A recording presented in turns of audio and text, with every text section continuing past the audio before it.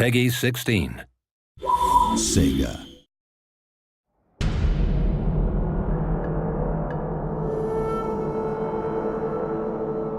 Ladies and gentlemen, boys and girls, welcome to another Total War Shogun 2 battle report. I'm joined today by Mr. Gamanan Sinanaton. And say hello, Ingemar, to all the people at home. Hello, every people at home. And today I'll be fighting a battle against Shogun 2's AI, and I'm playing a defensive siege scenario. You can see here that I'm defending a rather large, sprawling castle. This castle is built on a mountaintop. It has a sheer drop at the back. Of course, however, there is a single small route around the back of the castle using this bridge right here, and this waterfall, which we're bouncing over very deftly. The castles in Shogun 2 can of course be upgraded, giving you more and more different areas to defend, and indeed different defensive structures, and I've got a very high level one to defend today. Now the AI will be approaching me from any number of angles, about 180 degrees in front of the castle. So Ingemar, at this stage of the battle, what's the AI going to be looking to do? Well, there are a number of options there. Mostly it's going to try and surprise you and kind of take advantage of your weak flanks, or concentrate all its forces Weak in flanks? I have no weak flanks, Mr. Ingemar. Well, there's one on your left right there. But it might not go for that. It might come for like full force, head on. It's different. Just enjoy it. Right, well what I'm doing at the moment is I'm pulling all my melee infantry into a single, what I'd like to call a powerful block unit formation, or which others may call a blob, and I'm going to go ahead and defend the outfield, as it were, or the very outer perimeter of my castle with archers, and keep all the melee units together so that wherever the AI comes, I will hopefully be able to defend. Let's hope so. Let's hope so. Well, first off, don't you doubt my abilities. I'm a very adept at this kind of warfare. Right, so I'm just manoeuvring my troops now. Obviously, I can't see the AI, and the AI can't see how I'm deploying either. So we should hopefully be able to surprise one another. And again, I'm just bringing all my melee troops into a single area, and I'm going to back those up with my general, of course, who will give a morale bonus and various other ability bonuses to all of those troops within his sphere. So you think putting your troops in the front is a good idea then? Yeah, basically what I'm looking to do here is I'm trying to have a situation whereby wherever they come at me in the perimeter, I've got like a kind of a big core of shock troops to maybe deal with them. So we'll see how well my my tactic works. Okay. So immediately I can see the AI is deployed in two different places. Now, are we going to see a lot of different kind of deployment choices from the AI this time around? Yeah, it will try to do something different every time, and it will try and, keep it fresh. Okay, well, in honour of the crisp, fresh snow, we can see that we have a large contingent of, looks like melee infantry with a couple of units of bows coming up on the right-hand side as I see it. And then on the left-hand side, we have a smaller number of units, again, long range by the look of it, and also some Teppo units here, if I'm correct. Maybe it's worth to mention that we don't know what's going to happen now. Yeah, we have no idea. So what goes on next is a giant cluster of joy. Okay, so here we go. Right, now pretty soon they should be coming in range of my arrows. So I'm going to bring the archers a little further forward, and I can see where they're going to probably concentrate their attack now. The archers are set to fire at will. You don't want to take up the kind of positions underneath the walls at all? No. And why do you say that with such a note of, are you sure you want to do this, Gareth? As if, like, I'm going to bugger it up. Right, okay, so, right, there the guys are here, and we are just waiting on them now to start firing on the enemy as soon as they come into range. And hopefully this will just scare them off a little bit. What I want to do is hold them off at range. It looks like they're thinking a little bit. I'm going to give a bit of thought to what's happening next. Yeah. Okay. Interesting. Look at this, because they're like, aha, you'll actually get into my range if you come any further, chaps, so you're going to have to come up with a strategy here. Yeah. Now, Being on the cautious. left-hand side... On the left-hand side, however, they're still moving up, which is slightly more worrying. Uh-oh. Oh, shoot. And over here at the back, we can see that there's a number of melee infantry supported by the back attack. Is that the official term in AI programming lingo? The back attack. The back attack. Right, okay. I'm, of course, led by the valiant Takeda Shinjin. See, they might not always come from that direction. They may well not, but now they have. So what I want to do is I want to serve them some casualties as they kind of march uphill, and see how the others are doing. Right, the others have held position. So they're no, they're coming forwards. Okay, so they're coming forwards on the right, and of course we have this sneaky back attack as well. And it looks like they're moving up the hill to the left-hand side too. But the right is my immediate concern, so I'm going to go ahead and redeploy my archers in position to do a bit more damage there. I cannot let those melee infantry get to the walls. So you can see what it's doing. It's doing blades first on the right-hand side, it's doing arrows on the left-hand side, and then the back attack.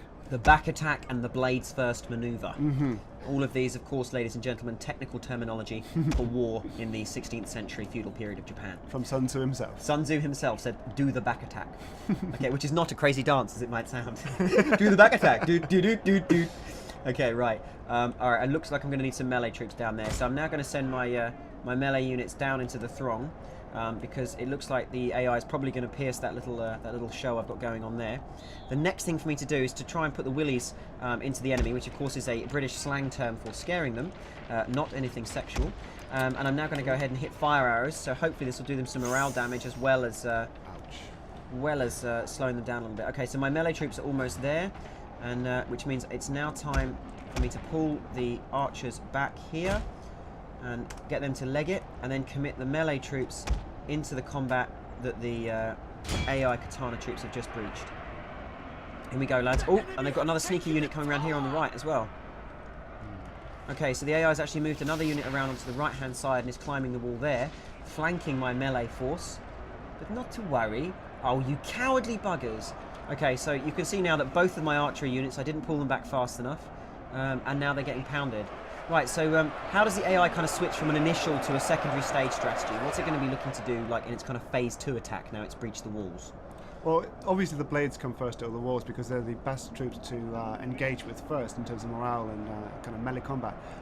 Secondly, you can see in the middle over there, they're supporting both attacks on the left and the right with its archers, and then it's coming on from the back attack, and it's already gained control of that area. The back attack has gone horribly wrong for me here because the AI has managed to get that area very well. Yeah. So I'm now going to have to pull my my archers here up to the top level of the palisade to try and defend that and abandon that front position that we're getting fired. Fire arrows. Fire arrows. Don't you worry about fire arrows. We've got fire. Don't worry about nothing. More importantly, however, I want to book these stupid idiots right here in the centre.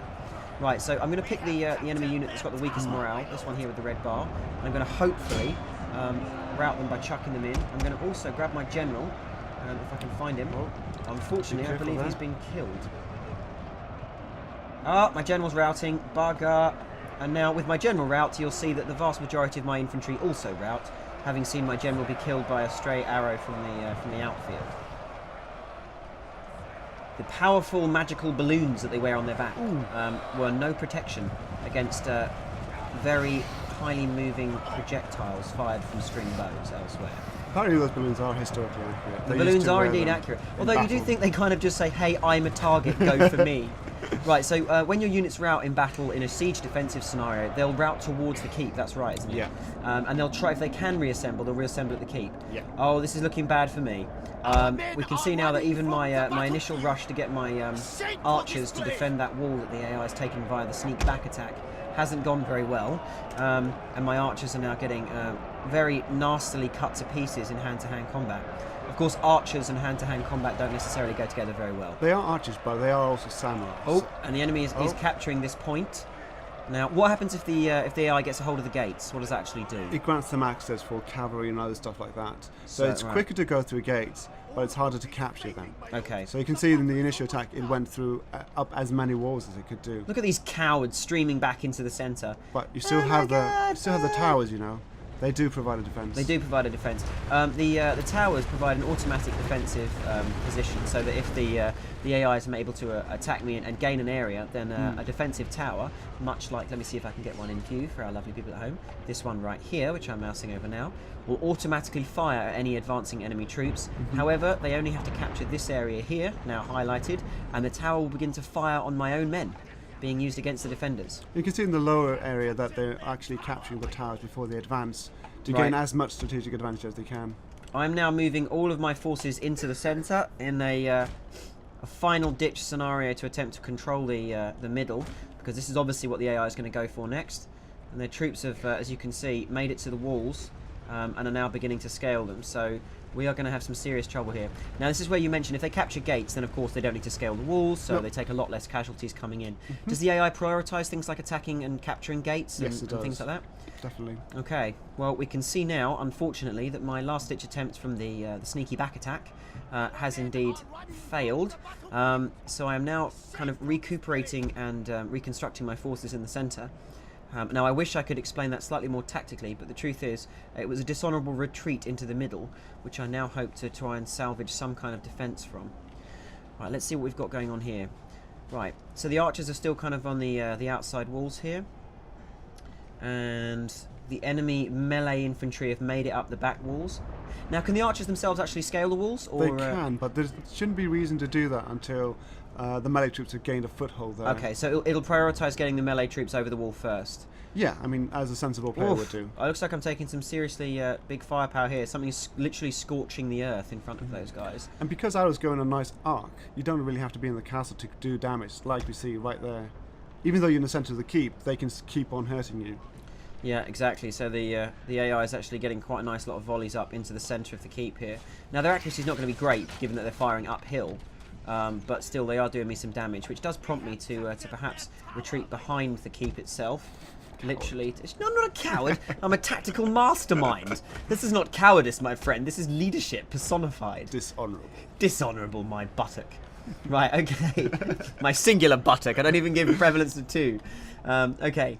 So you can see here now we have these chaps coming into the centre. Now, I'm literally going to be defending to the last in the middle here.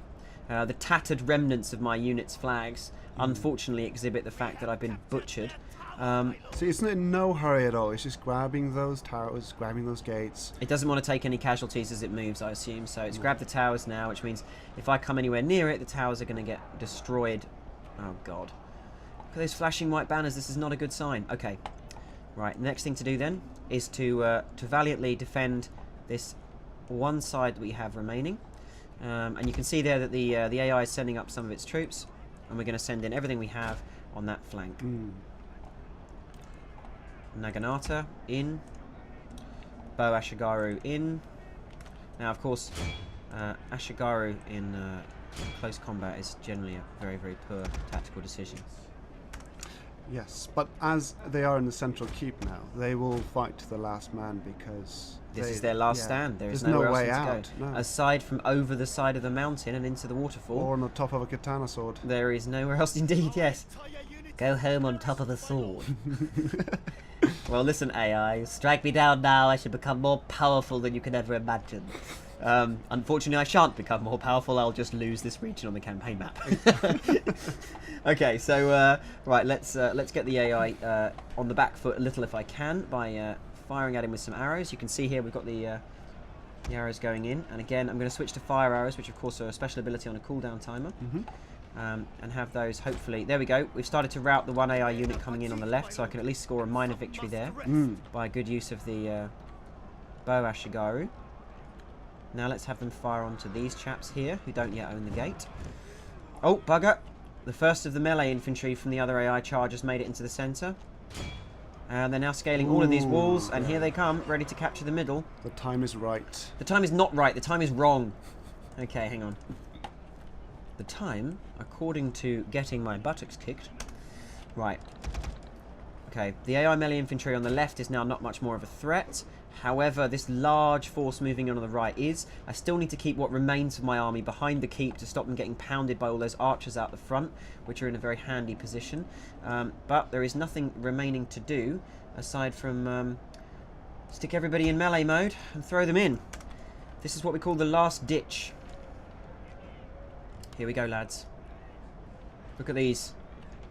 How swift thy sword, peasant. Cut to pieces. My peasant Ashigaru here being destroyed by enemy Nodachi samurai. A Nodachi, for those who are not in the know, Nodachi, no doubt, is of course a two-handed, large, almost broadsword style weapon. Not a katana, but somewhat similar. And unfortunately, of course, the samurai outclassed my own lowly Ashigaru units, meaning the likelihood of them winning this close hand-to-hand engagement is very small. So, does the AI take much notice of the kind of rock, paper, scissors relationship between units in this kind of encounter? Or does it just use whatever it's got to hand? I mean, obviously it tries to, but in a large castle like this, it's got, you know, it is the most through sensible. the neck. Stabby in the face. It will try Down and he goes. prioritise forces into it, and then do the best matchup it can. Obviously, it wouldn't be a good idea to put the archers first. No, of course. Ooh, Oh, terrible stabbing. Oh, and now we've got the timer up. This means that the AI are beginning to capture the keep. We can see there that a giant warning flag for me. So it's hold you off on one end. It's holding my forces, pinning them down, and then sending its infantry into the centre to actually raise its own flag. Down comes my beautiful Takeda banner, and up goes the terrible, horrible sight of a Hojo flag in the middle. You're not even going to live to see defeat. Hey, excuse me, okay? At least one man will drag his bloodied corpse to see their flag go up over my castle. Oh god, it's going wrong for me. 27 seconds, and the AI's utterly ruined me. I didn't even get to last the 27 seconds. Didn't even need his cavalry. Well, there you go, ladies and gentlemen. Of course, I intentionally showed you a defeat in this instance. Otherwise, I would definitely have embarrassed Ingmar and his Gudmundsson and AI techniques. But thank you all for joining us on this Shogun 2 battle report, and thank you, Ingmar. Thank you, Kate.